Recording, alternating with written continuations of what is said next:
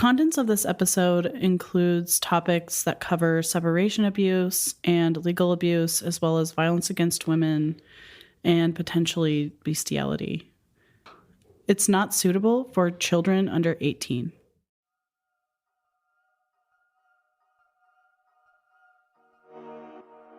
So after I left him, he made a formal complaint to the Iowa Board of Nursing. So I had to go and sit in front of the Iowa board and answer to everything that he said I did. There was a HIPAA concern because I looked at his files, which I was consulting, so whatever. There was an accusation that I was guilty of bestiality. There's like 6 things. The number one thing that stands out is he said that I cut the GPS locator off of my state car. I left that office, I drove to our state garage, went to the mechanic and said, "Tell me my GPS is working." He, in fact, told me my GPS was gone. They looked back. My GPS was disabled in October. So he took that GPS off my car in October. I don't even know where the damn thing is. I wouldn't know how to take the thing off. So this was before we got married that he cut this locator off. That was Heather, Jim's 4th wife. Extracting yourself from an abusive relationship is difficult even when you have an incredible support system and everything falls in place. But with Jim, he makes every effort to interfere with, manipulate, and threaten other aspects of your life that make it much more difficult to leave. And with Heather, you can see he tried to get her nursing license taken away. It's a form of coercive control, post-separation abuse. Colleen, do you want to tell us what legal abuse and post-separation abuse are? Yeah, so there are some kinds of abuse that are so covert and misunderstood even now that we're just as a society starting to build a language to even talk about them. And 2 of the types that are particularly prevalent in Jim's cases are legal abuse, also called litigation abuse, and the second one is post-separation abuse, or also called separation abuse. So firstly, legal abuse in domestic violence relationship refers to instances where the abuser is using the legal system to manipulate or exert control over their victim. And this can range from frivolous filings of lawsuits, protective orders, falsely accusing the victim of crimes, manipulating custody agreements or arrangements, and potentially withholding financial support. The abuser can use legal means to further isolate the victim from friends and family, such as by falsely obtaining protective orders or making false complaints to government agencies, like in our state, it's called DHS, like making child custody or saying that you're not parenting your child appropriately. Right. And then the second one, post-separation abuse, is particularly in domestic violence relationship where the abuse continues after the victim leaves. And this can include harassing the victim through phone calls, text messages, social media, stalking, making false accusations to friends, family, or law enforcement, and using custody arrangements as a means of control. It's also like using threats against someone's life, against their children's lives, threats of future violence to try to keep someone from leaving. Because we know that once someone does leave a relationship like this, it's the most dangerous time. Right. And we know he likes to also use suicide as a threat to women who may be preparing to leave or making an attempt to leave. Yes. And so it makes, essentially for post-separation abuse, it makes people stay in violent relationships, which is something a lot of people don't understand. It's like, I hear this all the time. Like, why do they stay? Why do they stay? And that's such a trope for me because I've heard it so many times, but also I feel like we kind of woke up to this as a society in like 2016. But people in Oklahoma are still asking me, why did she stay? And it's like post-separation abuse is usually the answer. Right. Because if they try to leave, I think in our first episode, Professor Kate Waits describes this idea of like, there are a lot of reasons why people stay in situations they shouldn't stay in. Take all of those and then add the threat to your life. Right. Yeah. And then the fear of being alone to face this kind of abuse can just make leaving seem kind of like insurmountable and daunting. Yeah, and I will just say that I find myself cycling through when we, not just with some of the stories on this podcast, but with lots of our work on domestic abuse, cycling through why did she stay? Why I wouldn't do it that way. And then it's so ingrained in our culture and society that those cycles play through my mind on occasion, and I have to catch myself and go, why she stayed. Yeah. The having the ability to leave and leave successfully without dying is it's a monumental task. And post-separation abuse, to your point, is generally the reason that it's so, so difficult. And the fear of the unknown, too. It's like that whole thing about the devil you know is better than the devil you don't. I think a lot of times, and we say this in season 1, that's survivors know how to keep themselves safe. And oftentimes the ways that they keep themselves safe are staying. Right. And also, too, Angela Beatty, who's an expert on this issue, to her point in season 1 as well, that like most times people just want the abuse to stop. They want the person that they love to what you said, I think in the first episode, is like be the person that they can see that they're capable of. The potential to be a good person and to stop doing this is also a factor in leaving. But in case you didn't know, I'm Leslie Briggs. And I'm Colleen McCarty. This is Panic Button, Season 2, Operation Wildfire. You're listening to Episode 7. Didn't think it could get worse. If you're just joining us, you'll want to go back and start listening from Episode 1. One of the most important things to remember about Jim is that he fancies himself a legal expert and works closely with attorneys. His sister was an attorney, and he, according to his friends, learned how to practice law from working with her. Through his work with PI and Associates, he is always connected to an attorney who could represent him in exchange for his services on the PI consulting work. So in all of these cases we're looking at, he was never short any legal help if he wanted to file a lawsuit. Conversely, his victims or survivors don't have the money to hire lawyers, don't know which lawyers would be good, don't have access to just free legal help anytime they want. And so it ends up becoming a very huge imbalance of power for them.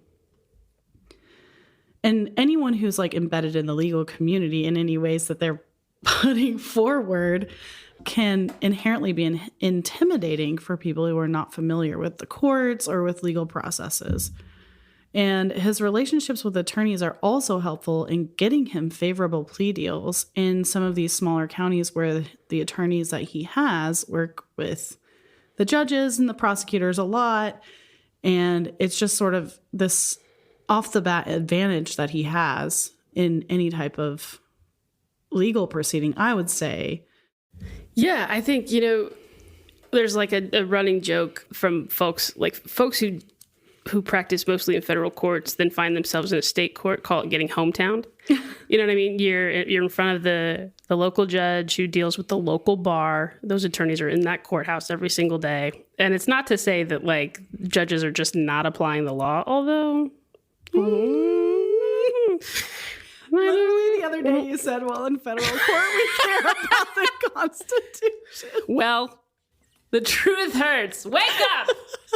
Wake up, Oklahoma. Do better. But I will say, like, so it's like these relationships impact the proceedings for sure. Like, it just, not that the law doesn't get applied, but it can make, if it's a close race, it can impact the final decision. Plus, it just makes it easier. It's like when your attorney goes in to talk to the prosecutor about your case, about trying to get you a deal, and it's a prosecutor they work with every day, and they know you always bring them reasonable deals, and they make recs to you because, I did 5 recs for him yesterday, I have to do a rec for him today. Like, it's just, it ends up, as human nature does, it ends up being this, like, I'm familiar with this person, and this is what I did for them yesterday, and this is what I did for them the day before, and so that's what I am expected to do for them today.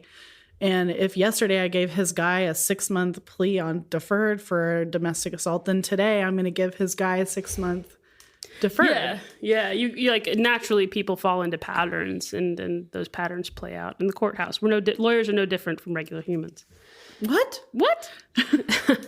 No, but many survivors are afraid to leave violent situations, right? As we're just discussing, that they know the system will struggle to separate them from their abuser, particularly if you're married and particularly if you have minor children. That can just add to the difficulties. And oftentimes the system, as we have seen throughout this podcast, will fail to really hold their abuser to account or fail to stop their abuser from hurting them. Like, on the one hand, you have this idea of accountability, that this person needs to answer for what they did. But on the other hand, you just have like immediate safety issues that need to be dealt with. And so it's like the system is kind of shitty at both, unfortunately.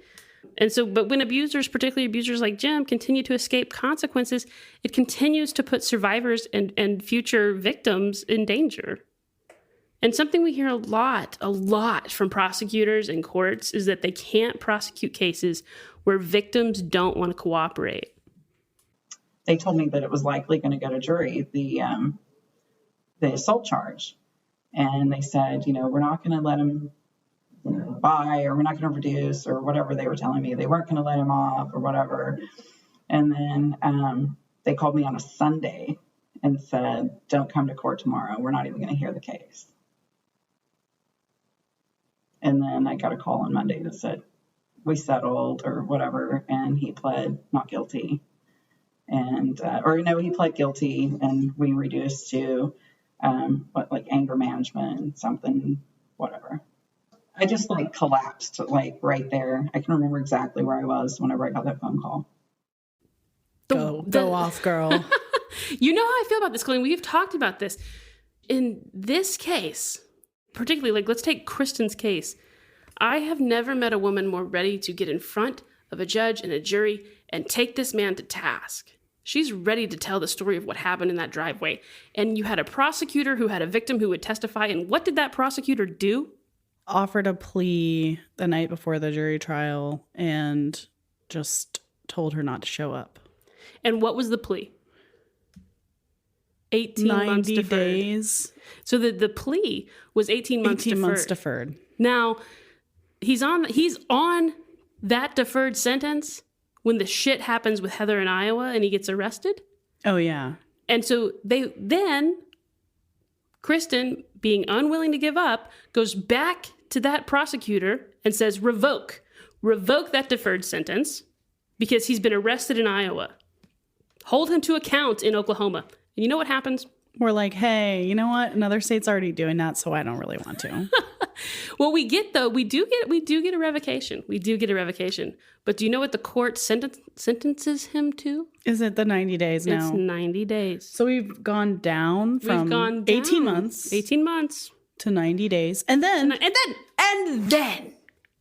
you know how I feel about this. Ooh, it's very bad.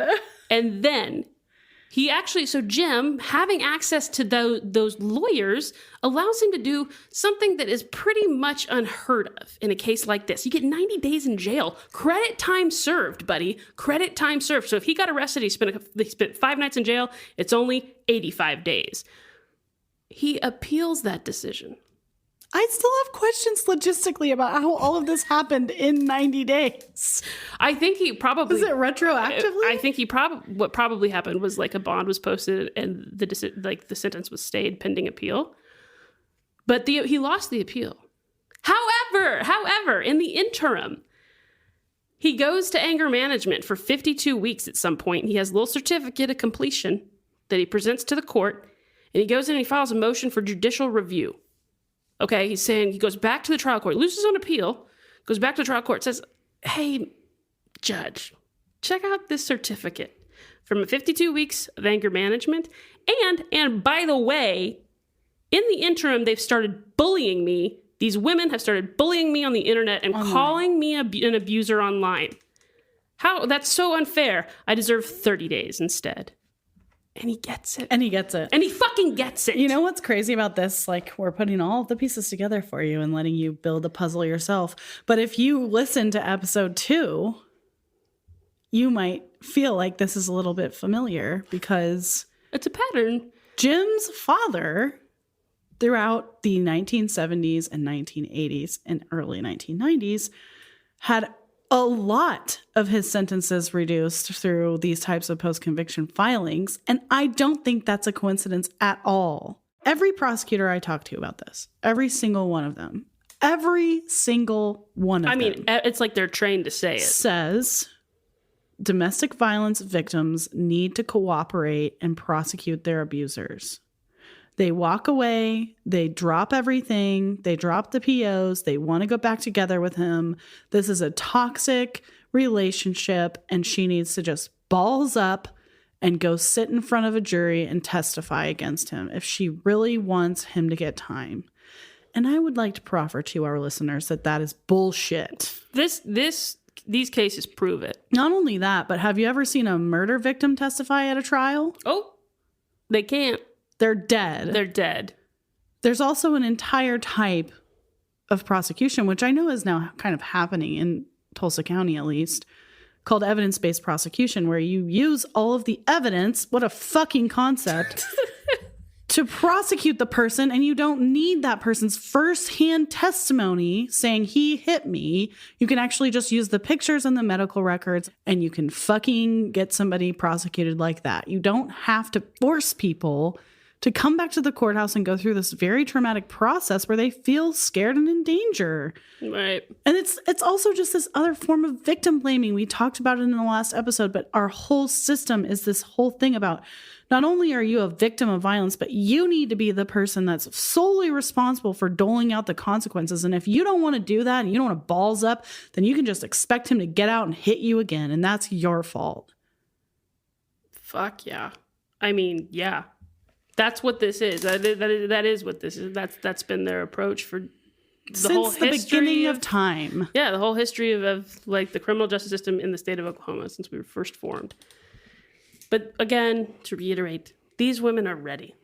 Get them in front of a jury because they want to tell the public what happened. And there's evidence. Lots of photos, lots of medical records, lots of voicemails, lots of text messages, lots of emails. The list goes on. But in addition to the problems that we have with how prosecutors approach this often, many of the victims have tried to go to police to report what's happened to them, only to be told, we're not only are we like, not only are we going to defer this person out, but we're not actually even going to we're not even going to charge them. Mm-mm. We're not going to pursue this in any way. When Kara tried to go to the police for her assault and rape, to report what had happened to them. And to be fair, we'll talk about this in a later episode. It was several months after it happened because he threatened her only child and told her that if she told anyone, he would kill her child. But she goes to law enforcement only to be told that the officers were not going to bring him in for questioning because he just didn't want to go. Is that right? Yeah. They said he doesn't want to come in for questioning, so there's nothing we can do. That was from the police. And then she went to the district attorney, and now you'll get to hear some from that meeting. When I was dropping him off, I told him I was going to go to the police station. And he said that he would kill if I did. He said, if I tell a soul, he'll kill and my only child. And I 100% believed him because he was very much capable of killing. And so I didn't tell a soul. I say that. It turns out I did. I told my sister. I told my boss. And other than that, I went on to teach piano and pretend like it never happened. After all of this happened with Lumen, he told me he was going to kill. So I didn't come forward. Few months later, I actually got, he started reaching out to me. And I actually would reach out to him because I kind of wanted a little bit of closure, Like I didn't want to meet him in person at all. I just wanted to be like, hey, I know you're an abusive motherfucker kind of thing. And so he sent me a message one night that said, what's up? And I said, nothing, I'm just sitting in my parents' attic. And he sends me a picture of his new girlfriend that he's dating. And I said, she's beautiful, Jim. I hope that you don't beat her. And he said she's not a cunt like me, so there was no beatings required. And I thought, man, that's a good email. I need to hold on to that email. I feel like he's really confessing to something in this email, right? So a few months later, Kristen, the girl that he kind of programmed me to hate, reached out to me on Facebook, and her words were, I got brave. And my words to her were, he hit me too. And that was the first person I'd ever told, other than my sister and my boss, that he'd hurt me. And then I found out he had also hurt Amber, his wife, that same week. So, and by hurt, like, Kristen was savagely attacked. Those were the kind of hurt that I was talking about. So when I went to I got the courage to go to the Sapulpa police. I filled out a police report to the best of my ability. And looking back on it, it's pretty spot on. And it was the first police report that I had ever filed in my entire life. At the time, I think I was 35 years old, 36, something like that. And I'd never filed one before. And I was real excited to get some justice against him. And it, I couldn't wait to watch his face once he got some charges pressed against him. I naively thought that's what happened because I guess I watched too much Law and Order. That same day I was given information to go for the DVIS, the Domestic Violence Intervention Services counselor, and that's when I started going to group therapy with 2 other victims of his. What happened after you filed the police report? Nothing. We continued to go to group therapy in Creek County, but after I would contact the detective, Amy Nichols, the one that was working on my case, I found out that Jim Lumen did not agree to come in for questioning. And so eventually they just dropped the case because he didn't come in for questioning. Did they ever did they ever follow up with you and ask you for what kind of evidence you might have or anything like that? Like that email that you held on to? Like, did they ever do anything like that? No, they did not. We had a meeting with Laura Ferris, the assistant district attorney in Creek County. And by we, I mean me, Kristen, and Amber. So we were all victims of the same guy in their county, talking about how he had hurt all 3 of us individually in the same county. And her response, we had an hour and a half interview with her, a meeting with her. She basically said that there needed to be some sort of video evidence of him hurting us to get anything to stick. That was pretty much what I got out of that whole conversation. So survivors are not only fighting against their abuser, but they're fighting against the system to get it to care. And all of this fighting is extremely difficult to continue, especially in the face of this post-separation abuse. Jim, like many abusers, will set off on a crusade to ruin his survivors' lives, from threatening their jobs to reporting them to their professional boards and threatening to have them investigated by Child Protective Services. I tried to get a protective order that when I filed that, I tried several times. I tried the first time when I filed my original police report. I tried when he was, there were a bunch of, all of a sudden things happening in front of my house, like nails in my driveway, and of calls to DA. I was getting reported to Department of Human Services for child neglect. So I kept trying to get a protective order, and they would not give me one. Finally, he reached out to my piano teacher, the guy that owns the studio that I was teaching at. and told him I was a harm to small children, and that I was a serious drug user, and that children shouldn't be around me, and that he should fire me. But he sent that from his own name.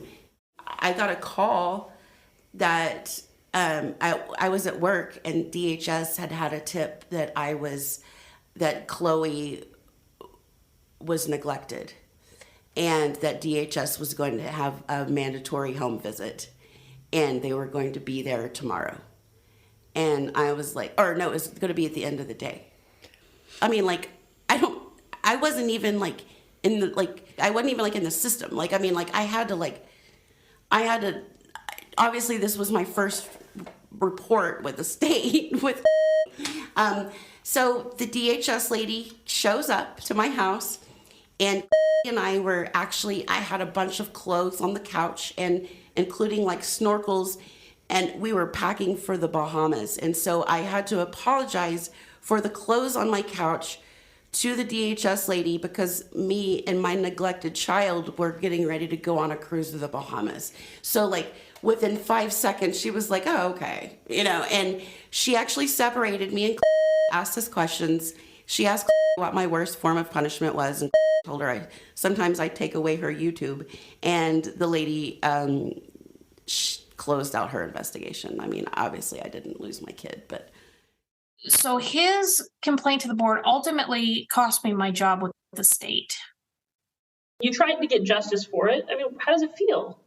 Oh, like a never-ending process where no one gives a shit. Post-separation abuse is difficult to process because your abuser continues to remind you that you're not safe. But another tactic Jim uses when post-separation abuse is not successful is legal abuse.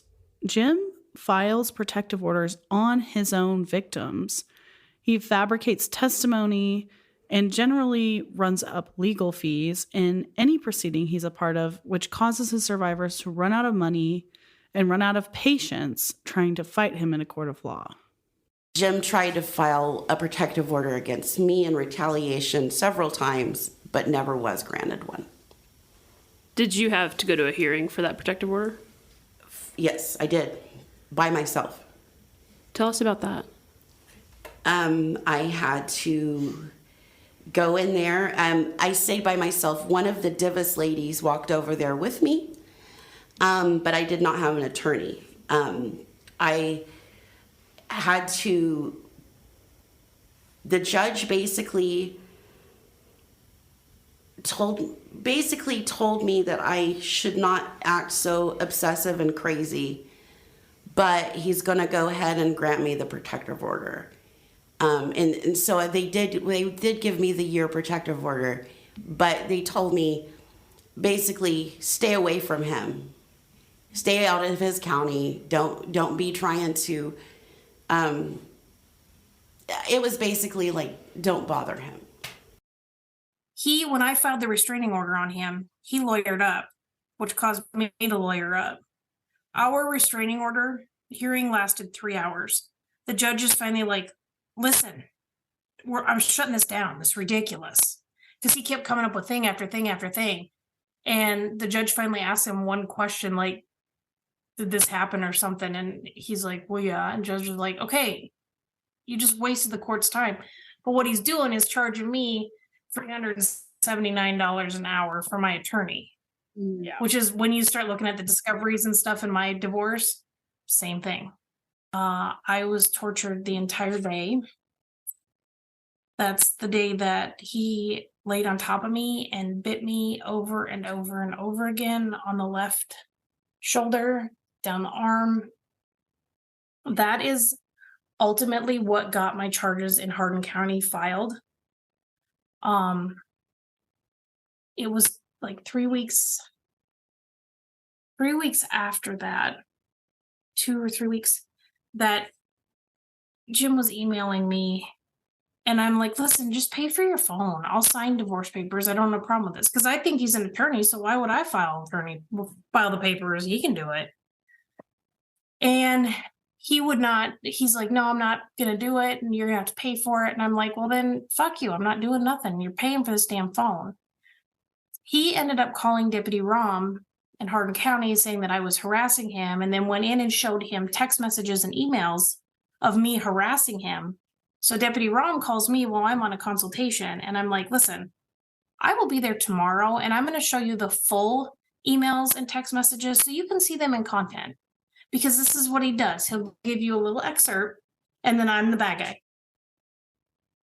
So I went and talked to Deputy Rom, and it started more conversation. By the time I left there, Deputy Rom is like, "Can I photograph your injuries?" And that's what got the ball rolling in Hardin County. Until that point, when I left him, I just wanted to be gone. I just wanted to be gone. I wanted to shut up. I didn't want to talk to anybody. Just let me walk away and be done with this. And then it was one thing after another that he kept doing. And then Karen and Kristen were reaching out to me like, "Hey, we're here. If you need help, we'll help you through this." And I'm like, "Oh, you're just jealous bitches. Oh, you just want him." And at first it's hard because you think these are the other women that want your man because that's all you've heard. They don't want him at all. They want to help you deal with what you're about to hit because it's a hard, solid wall.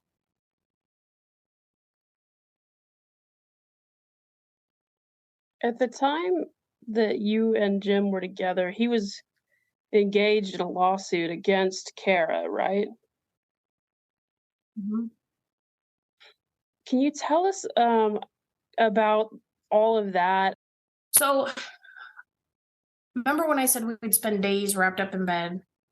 Like, part of it was he'd tell me about these crazy bitches that wanted him.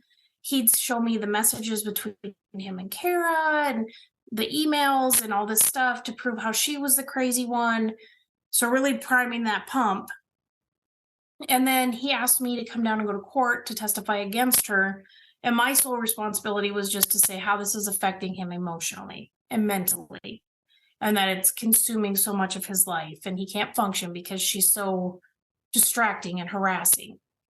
So that was my purpose for going down there. When I was down there, it was interesting to me because I got up in the middle of the night and he was in the living room with totes, 2 huge totes of evidence against her. So we go to court. I end up not testifying. I don't think they could see me at that time.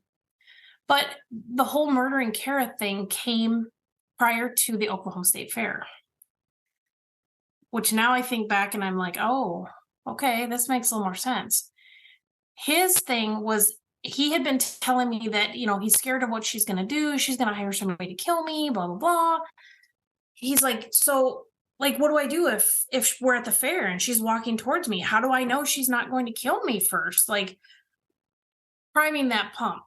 So his suggestion was that we carry, and that way if we run into her at the fair, we can shoot her first. And by we, he means I, not him.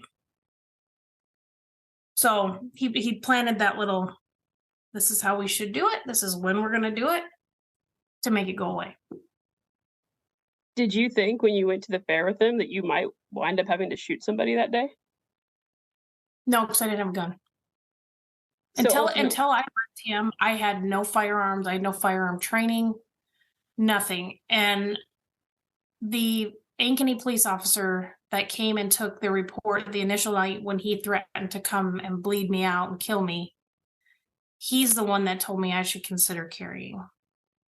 And then my divorce attorney for my first ex, he's like, listen, you need to carry. Here's where you get your gun. We know he did this with Ember because she filed her protective order, and then 2 weeks later, he filed a protective order on her, and he used the burn mark that he gave himself with the cigarette lighter in the car. That's right. So that pattern started decades ago. So we mentioned also Amber filed for protective order against Jim back in 2014 and again in 2015. Also in 2015, Jim filed a protective order against Amber. Here is what Jim wrote in his protective order. Amber Lumen filed for a PO against me. She has continued stalking and harassing me since. On April 1st, 2015, she appeared in court on a matter not related to her. She was subpoenaed. She had been subpoenaed by the court, Jim. On April 10th, 2015, she called from grandfather's phone. I did not answer. On April 15th, 2015, she was in court again in a matter not related to her. If you remember from episode 3, we discussed how Amber was repeatedly called back because there were many continuances, because Jim was filing frivolous pleadings and dragging out that custody battle. So here we even have him using his legal abuse in one case, using it in a separate legal abuse from a frivolous PO in another case. Complaining that she's showing up to a case that's not related to her. She's under subpoena. You know what a subpoena is? You have to show up. You better show up, or I will hold you in contempt, and I will arrest you and have you jailed. A court can do that. Unbelievable. 4/16/2015, calls me from her phone. I did not answer. On April 30th of 2015, Jim Lumen is saying in his protective order that she left the courtroom after being dismissed from the PO hearing and then came back in the courtroom. This is somehow fodder for him to get a protective order. On May 5th of 2015, appeared in court in an unrelated matter. Again, Isn't she also she's also coming to Kristen and Kara's PO hearings too. that may be what he's referencing as well, because she's offering testimony in that. At this point now, these women have met one another and they have offered emotional support to each other, and they are willing to come and testify about separate incidences of abuse. On May 6th of 2015, she is outside my house in her vehicle at approximately 5:20. On May 14th, 2015, at approximately 7:15 p.m., Amber Lumen and Kristen were parked in the elementary school parking lot adjacent from my mother's house. And then he lists the address. They were in Kristen's black Dodge Charger.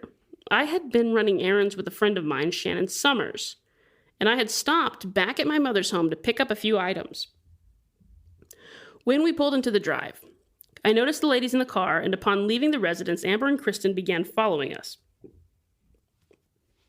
They followed us down Gilbert Street, then followed us left on Cato. By the way, there's like 5 streets in Cleveland, so it's kind of hard not to follow someone. We drove to the Conoco gas station, where Amber and Kristen continued to circle and drive by. Upon leaving the gas station, Amber and Kristen were parked in a nearby parking lot and began following us again. We stopped at a stoplight at Broadway and Cato, and at which time Amber Lumen took pictures of Miss Summers' license plate. After turning at the light, we turned back east, where Amber and Kristen continued to follow. After some time, we lost them, and they were no longer in view. Amber and Kristen's friend Brett contacted Shannon via Facebook and began making numerous allegations about me, claiming I was an attempted murderer, and continued to harass Mrs. Summers. Later that evening, Amber and Kristen's friend Kara began contacting Miss Summers via Facebook and began harassing her, making outlandish allegations, and continued pages and pages of harassing comments for hours. Is this Jim's PO or Shannon's PO? Right, I know. Preach, sister. Due to these actions by Amber Lumen and Kristen, I felt and still feel harassed, annoyed, intimidated, and feel that these actions are performed partly in an attempt to lure me into violating a protective order. Therefore, I am requesting a protective order be issued to the parties to prevent further stalking and harassment. And he signs it Jim C. Lumen. So, again, so that's Jim's version of those events. I think that we should hear it from Kristen as she experienced it. So I walk in and ask the clerk about it, I guess, and she hands me the slip of paper and then says if I have, I can attach another paper, and she sends me over to the little area that's got all the law books in it, and I start to fill it out. And so I fill it out. I think you guys have read the contents of that, and I brought it back over to the clerk to file it, and I had not put a relationship in there because I'm like no one knew he and I were dating. We were friends. And I really didn't think that I needed to share that. So I left it blank. Well, she must have knew, because she grabbed it and wrote this relationship in there that I think it says girlfriend or ex-girlfriend or something like that on there. I didn't write that. It's not my handwriting. But so that, was my first clue, like something's off about how this is working for me here. But anyway, filed that, and then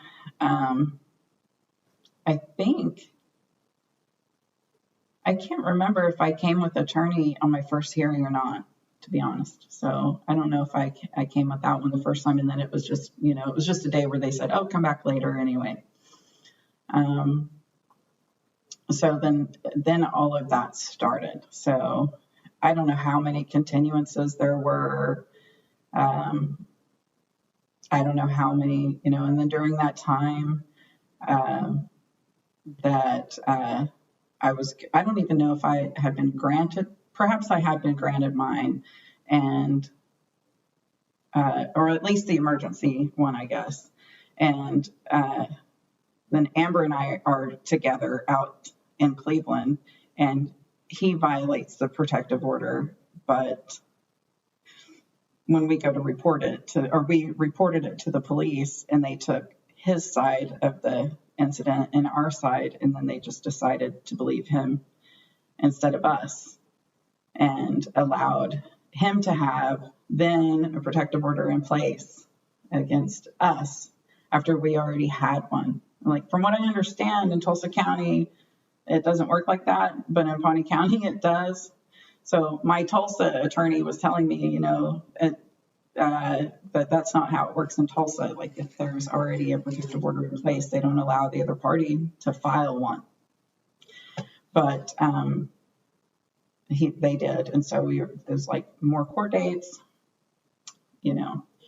How had you violated your protective order? So Amber and I were together, and then in Cleveland, and we had driven by his house because it was on the way back from going up to the high school and down. And then we went and parked in town, and he saw us and pulled into where we were parked. And he parked like right next to us and took a picture, and then drove to the police station. And we drove right behind him, took a picture of their tailgate or their license tag to report that he just pulled up right next to us, and he can't do that. So that's what we are there saying.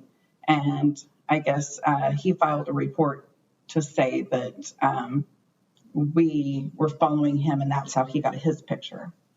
So because we both had pictures, I guess, the police officer, and there's an affidavit of the police officer's statement that speaks to what he believed about, Jim, saying that we approached him, I guess. So the police just went with Jim's side of the story. Yeah, and it's all hearsay, and we both have pictures. But yeah, they allowed him the protective order, and then there's our new set of court dates. What was that like? Oh, it was surprising, and to be in the middle of everything that I was already in, and for that to come along, it was just, I just wanted to stop going to court. Like, I was just tired of it. It was like more, but it seemed like his game, like, and he was winning, so it was exhausting.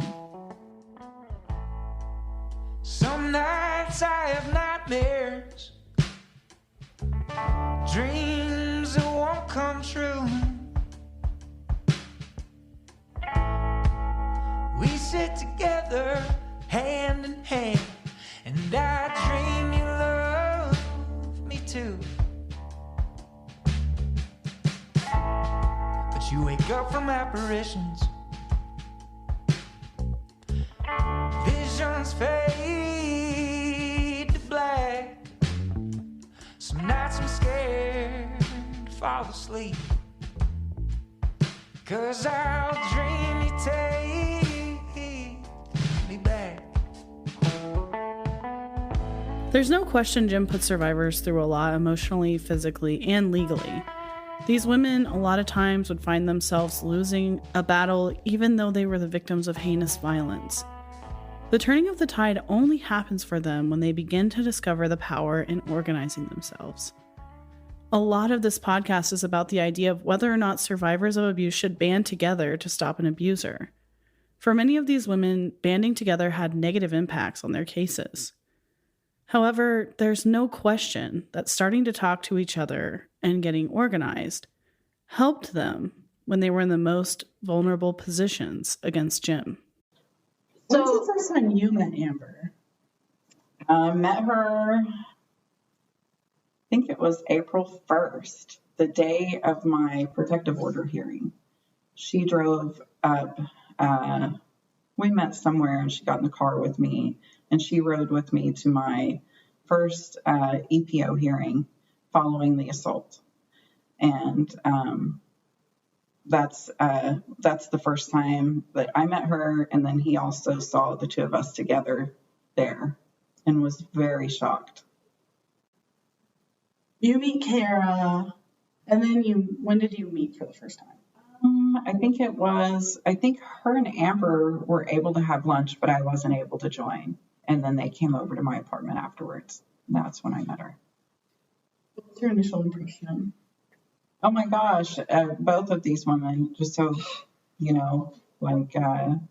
they're just beautiful, kind, loving women. That was my first impression. So, and it was interesting because after he and I broke up, I didn't know what story he was telling, why this happened. He ended up meeting with another girl from who had reached out to us as a threesome, right when we broke up, Kristen and I. So she was kind of getting his side of the story, and he was talking about how nasty I was and I wanted to have sex with the dog and blah, blah, blah. Well, pretty soon it came to light. She's like, that was the moment I knew that he was lying about everything because he had the exact same fantasy with me. And he told her that. So at that moment, she's like, aha.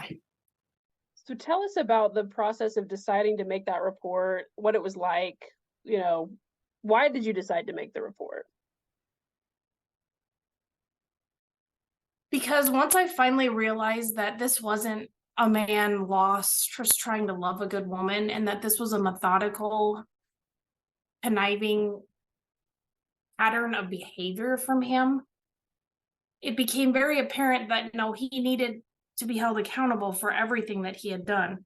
When I did the reports and stuff, my life from the time I left him until probably April was a complete whirlwind. My kitchen table was full of papers, trying to figure out how to stop him from getting to the next one.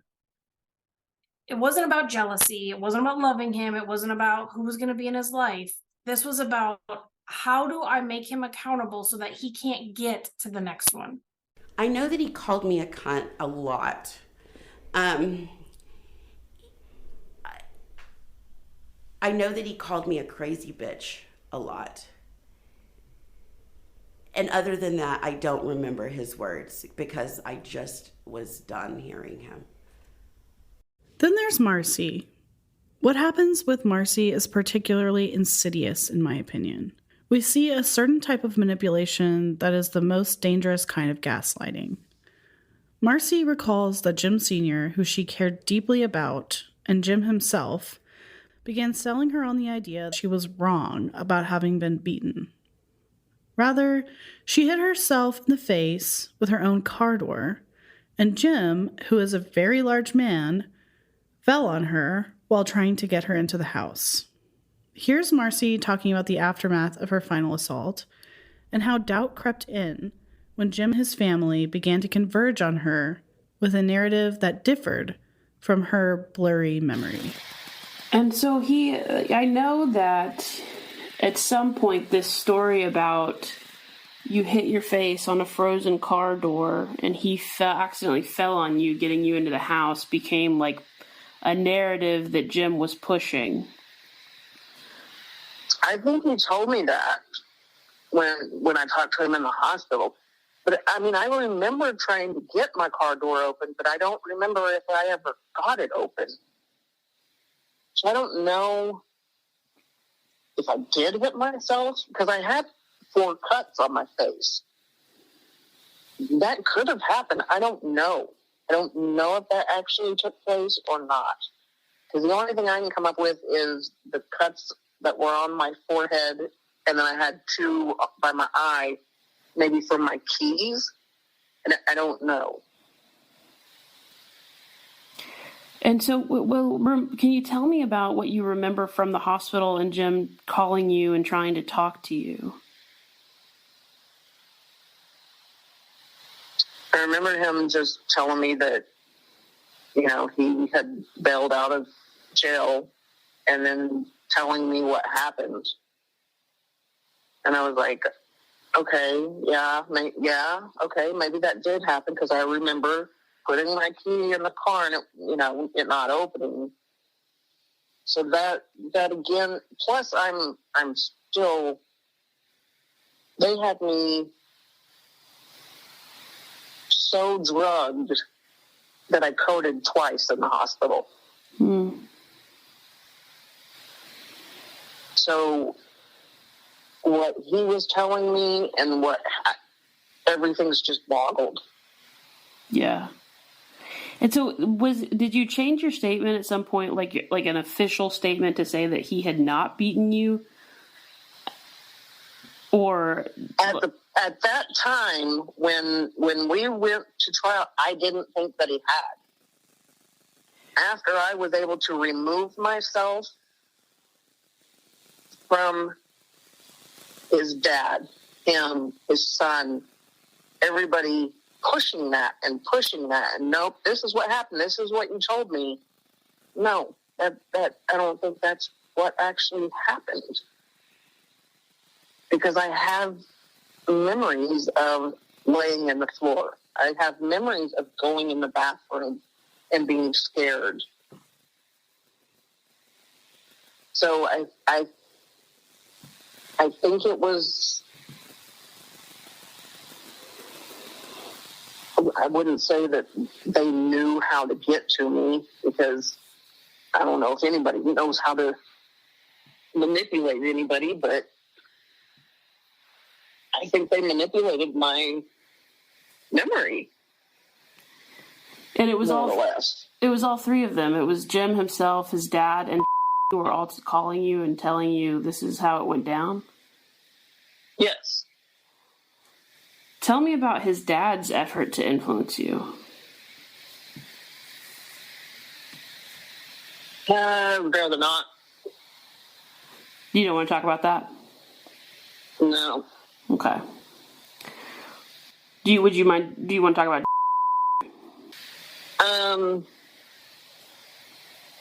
I think is a good guy, but I think he's going to do anything that his father tells him to do. And he's going to back up anything that his father says and push that narrative.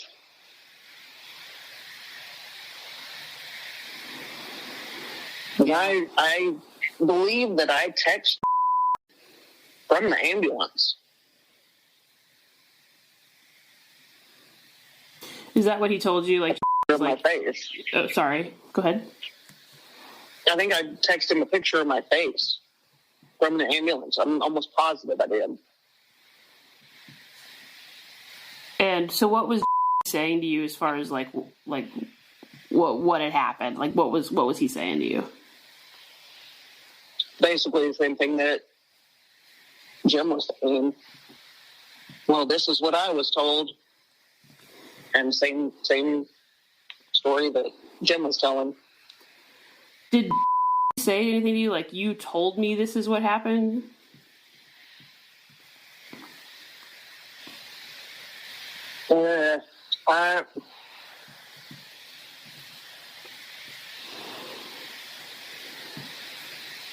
He did, but I don't remember which part it was about, if it was about the car door or if it was about falling up the steps, which we may have fallen up the steps. I don't know. I don't remember going in the house.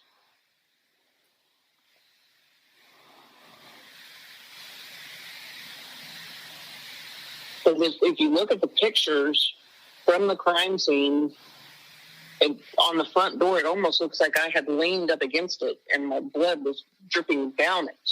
Mm-hmm. I don't remember leaning up against the door. Yeah. Well, on top of this being an extremely traumatic event, you were drinking for the first time in 9 years, right? Yes. Which I say that to say that this makes it hard. That makes it harder to remember every single detail. Well, my blood alcohol, when they tested it at the hospital, it was almost 3 times the legal limit. What prompted you to decide to drink that night? I don't even remember. Yeah. I think it was just, let's go celebrate. I have control of this. I can stop at any time, and I didn't. I've drank since then. I can drink a beer and be done. Mm-hmm. Or drink 2 beers and be done. I don't have a problem with it anymore like I had 9, or however many years ago, 10 years ago, 11 years ago, when I couldn't stop. Yeah. I'm able to control it now. Good. That's awesome. That's awesome. This gaslighting is so effective that Marcy goes on to tell the court that Jim never beat her.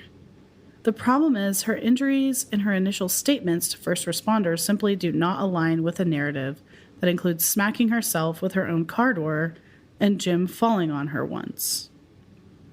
When I was interviewing Marcy about her final assault, which you heard in episode 6, I actually had an email pulled up on my own laptop, which was written by the district attorney in her case. In that email, there was a list of statements Marcy had made to different first responders on the scene. Marcy did not know I was looking at it while she recounted her assault to me. And the email was not sent to, the DA did not send that email to Marcy. I do not know if she has it. But Marcy's account to me matched those statements to first responders nearly exactly. And then, as you heard at the end of her recounting, she sort of begins to pivot to a discussion over the confusion as to whether Jim did fall on her or whether the car door did hit her in the face. And the reason I think this email is so significant is that it corroborates in real time, contemporaneous to the events, what Marcy initially said happened. And her story only changes after the Lumen boys begin calling her and harassing her while she's in the hospital bed. And I don't know, Colleen, do you have some reactions to any of that? Yeah, when you first told me that this happened, that they all went to the hospital, and I think I remember hearing it in her interview, but then we talked about it again. It reminds me of a really famous case that everyone's talking about right now, which is the Murdaugh murders. Oh, right, yeah.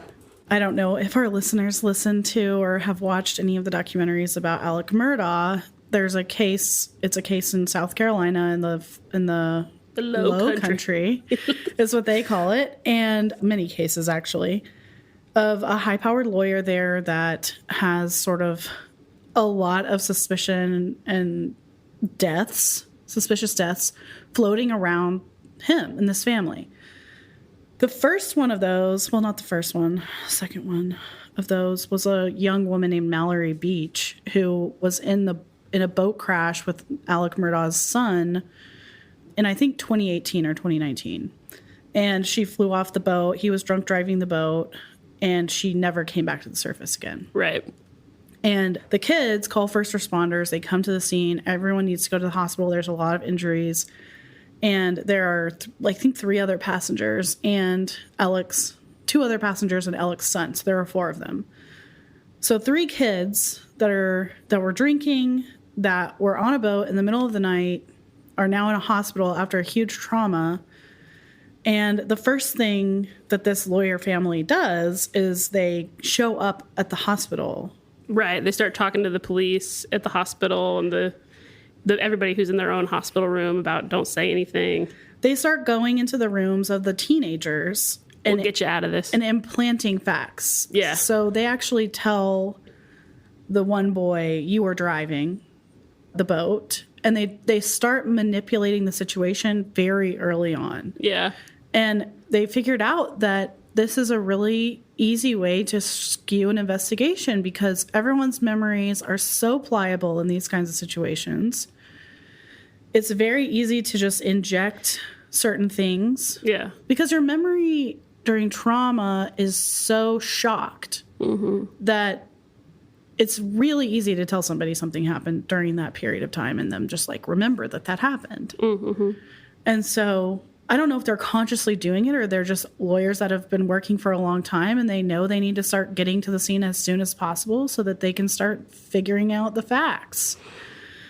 But this is exactly what Lumen Senior, Lumen 2, and Lumen 3. So Lumen 3 actually did not participate in the implantation of the of the initial story, as I understand it. Okay, so we know Lumen Senior, who Marcy. This is the part that is so. It's difficult. It's difficult because I mean we'll just let you hear how Marcy reacted when I brought up Jim Senior. I know you don't want to talk about like Jim's dad's efforts to influence you, but I did want to go back to you had mentioned that you were really close to him throughout y'all's relationship, and I was wondering if you would just share some of that with us if you're feeling comfortable with it. I mean, he would come up and visit, and I just felt a bond with him, almost like a father figure. He would, like I said, he would call and check on me every other day, at least once, twice a week. He would text me or call me and ask me if I was okay, if I was good. And this is after Jim had been arrested and we weren't allowed to be in the same house or whatever. I mean, I felt close to him. I can honestly say I love that man. Yeah. And I hate that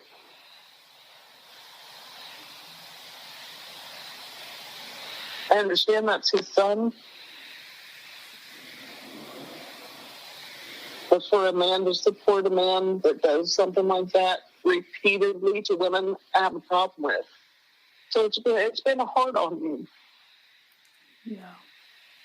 Because I truly, truly cared about him. I adored him. Yeah. I mean, I still have him programmed in my phone as Dad Fuzzy Wuzzy, because that's what the girls called him. And to me, I called him Dad. So yeah, like lots of high emotion around that. She considered him like a father. Yeah. And for him to show up at the hospital under the guise of a doting father-in-law, or I think probably via phone more than physical presence, or via phone. Yeah. He is talking to her. He was in the immediate aftermath. And he was, to her, as somebody who's attached to him now as a father figure, he's trying to be consoling, trying to make sure she's okay. But let me just talk about the extent of her injuries real quick, because this idea that it was, so the narrative sort of becomes, well, Marcy was trying to open her car door, and it's the dead of winter in Iowa, and she pulls on the car door. It's stuck with ice, and she's pulling with such great force it hits her in the face. It causes these lacerations like all over her face and breaks her nose. And then Jim's trying to help her in the house, and they slip and fall, and he falls on top of her, and that's how all those ribs get broken. But she has 4 separate lacerations in across. There's like a cheek one. There's several on the forehead, and then on the other side of the face. Her nose is broken. One of her cuts is so deep that it has perforated the epidermis and is down to the connective tissue between the muscle and skin, which would take a lot of force, having spoken to a couple of folks that work in trauma ERs about these injuries. It's my understanding it would take some serious force to get through that like get through all of your skin layer down to your connective tissue. And like I said, broken nose, and she has 4 buccal fractures, which are fractures where the bone doesn't crack all the way through, but sort of the kind of buckles out on one side. And then she has 1 completely displaced rib that's snapped off. Broken off. Yeah. She has 3 bulging discs in her back, and she has a compression fracture in her thoracic spine, which are all, one of the trauma nurses I spoke to actually said that sounds like somebody who was in a car wreck more than, her exact words to me were like, the force it would take from opening the car door on one event, like on one hit, would be just, you wouldn't be able to do that to yourself. It's not possible. And, we have to talk about the fact that they were drunk. And Marcy was drunk for the first time in 9 years. And you might be listening to this and saying, well, she changed her story and she was drunk. How can we possibly trust her? I guess I would just go back to her statements to IMSA and the police when they got there, and her recounting to me. I mean, that's the story that came out of her naturally. And it's not until the end that she gets to this idea of like, but then this kind of gets brought up about also, who followed can I just say, like, kudos to the Iowa district attorney that, like, pushed through this because, on face value, if you have a heavy caseload and you're just kind of, like, making it, it would be easy to just say, yeah, she fell. Right. And here you have a victim who sort of starts to recant, kind of, in a way. I mean, she does tell the court, look, he didn't beat me. And then she says she doesn't want him to go to prison on the stand. Does she say that? At the sentencing hearing. Yeah. So, I mean, still clearly very under his spell. Right. At that time. But, like, this is kind of what we keep hearing from DAs is it's like, I don't want to bring these charges because I don't want to put that person up on the stand. They're not going to be reliable because they were drunk, or they're not going to be reliable because of this. But also, they still like him right now. Yeah, or at the very least, they're supporting passed. Him, right? Yeah. Yeah. And so what am I going to risk putting them on the stand and then have them, like, take his side or flip on me? Yeah, and luckily in this case, he pled. Yeah, so, let's also make sure we tell everybody that he did plead guilty to this assault. Yeah, and got a 10-year sentence, for which he served 15 months. Yeah, I think we keep hearing between 13 and 15. It was September to December of the following year, so that's 15. Yeah. But I guess what I want to say is the reason that the reason that drunkenness also comes into play is I was also talking to a trauma nurse that I know, and she was like, well, when we see people who've had a traumatic physical event and they've been drunk, usually their injuries, generally speaking, the injuries aren't super severe because when you're drunk, your body doesn't tense up before the force of an impact. So you would expect to see not from him falling on her a single time, you have 4 buccal fractures and a completely displaced rib, 3 bulging discs, and a thoracic spine injury. It's like, that's heavy, heavy, heavy trauma. A couple of drunken people falling on each other in the snow wouldn't cause that. No. No. Also, just one more remark, and you can put this wherever you want, but the only people saying that she had multiple stories are the people who were implanting multiple stories in her mind at the time.